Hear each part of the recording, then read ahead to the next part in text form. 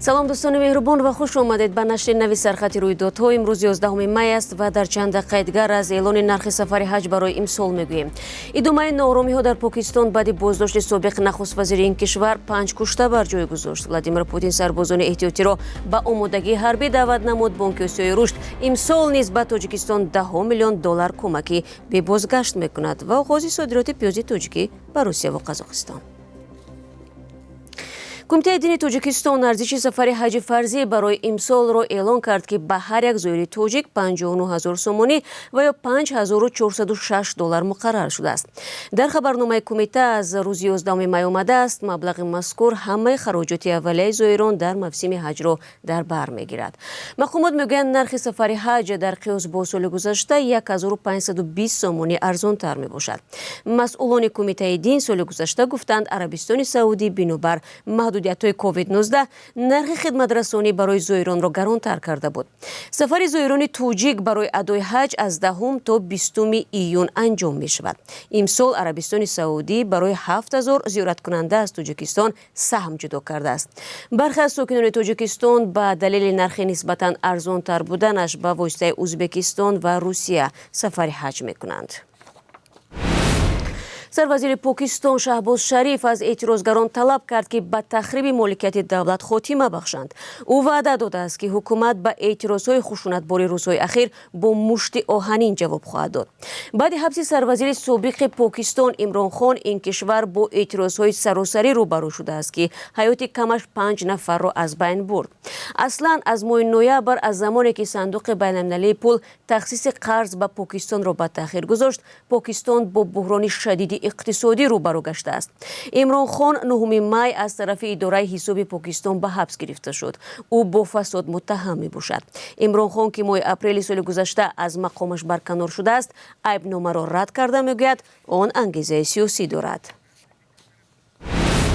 Президенти Русия фармони ба машқи ҳарбӣ даъват кардани сарбозони эҳтиётиро имзо намуд. Тибқи ин фармон, ки дар сомонаи ҳукумати Русия нашр шудааст, шумораи даъватшавандагон аз ҳисоби сарбозони эҳтиётӣ эълон нагаштааст. Тирамоҳи гузашта Путин беш аз 300 000 афсару сарбози эҳтиётиро ба хидмат сафарбар карда буд. ҳоло дар Русия даъвати баҳорӣ ба хизмат дар артиш ҷараён дорад, ки аз рӯзи 1 апрел оғоз ёфтааст. Тибқи нақша то 15 июл бояд 147 000 нафар ба сафи нирӯҳои мусаллаҳи Русия сафарбар шаванд. қаблан гуфта мешуд, шаҳрвандоне, ки даъватнома ба хидматро мегиранд, аз Русия берун рафта наметавонанд. Бар илова, дар амалиёти Русия дар Украина зархаридони гурӯҳи Вагнер иштирок мекунанд, ки аз ҳисоби довталабони ҷанг ва маҳбусони собиқ ташкил шудааст. Онҳо бо ваъдаи раҳоӣ аз зиндон ба ҷанг рафтанд.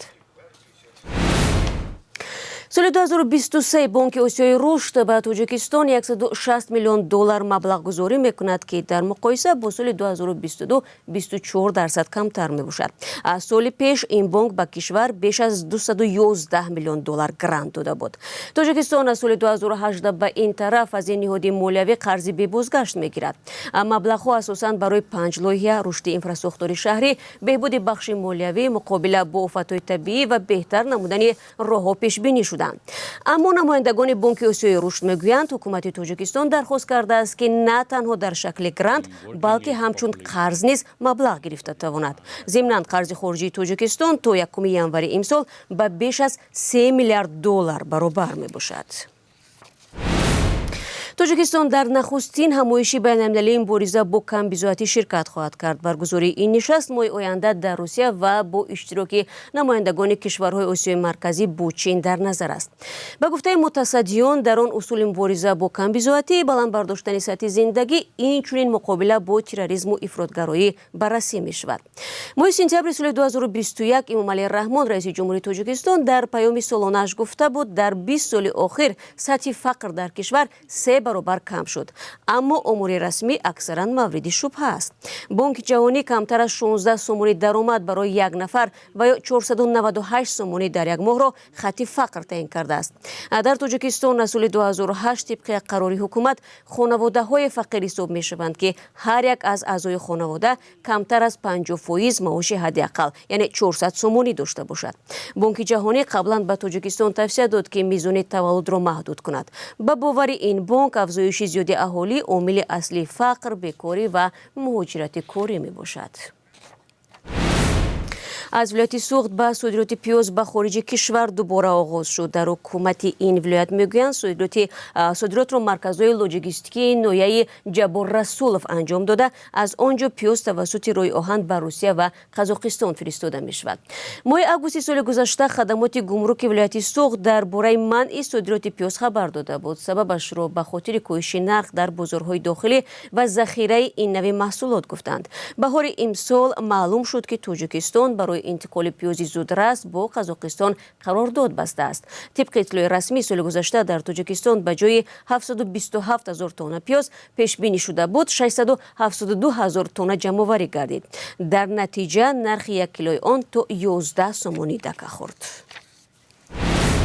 حالا شما دوستان عزیز رو با قرب رسمی اسعار خارجی در تاجیکستان آشنا میکنیم. طبق نشانداد بانک ملی 11 می نرخ روبل روسی بالا و ارزش یورو پایین رفته است. امروز 1000 روبل روسی 143 سومانی تعیین شده است. $1 10 سومانی و 91 درم و 1 یورو 11 سومانی و 99 درم مقرر گردیده است. یادآور میشوم که بانک تجارتی قربش میتواند فرق کند.